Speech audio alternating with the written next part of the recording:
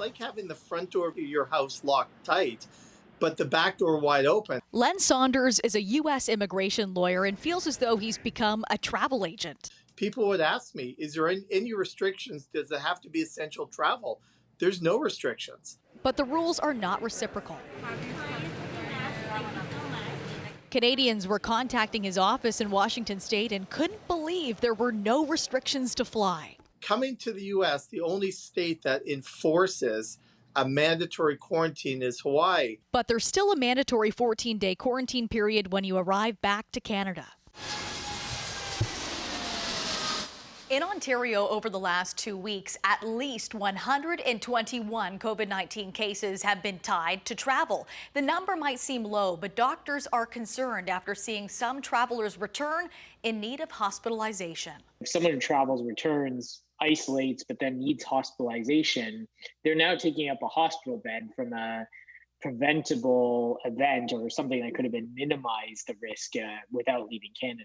Dr. Zane Chagla is an infectious disease physician at St. Joseph's Healthcare Hamilton and says there are concerns for the people who have to help those travel cases recover at home. Not everyone can isolate effectively on their own alone. They often do require supports, particularly some of the elderly or people that have medical conditions that require support. And so they theoretically could expose others in that sense.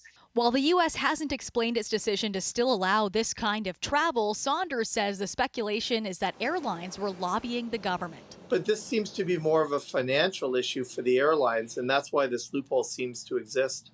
And his anticipation is that snowbirds will take advantage. My feeling is you're going to see tens of thousands, if not hundreds of thousands, of retirees from Canada who use this loophole, who fly to the U.S., spend 4 or 5 months in the southern states.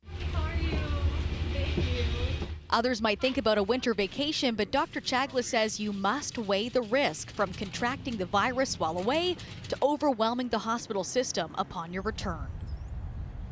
Hamilton Health Sciences says on their own website that they're at 90% capacity. Ontario modelers say ICU occupancy numbers will be the most critical concern. In the first wave, it prompted the postponement of non-emergency surgeries across the entire province.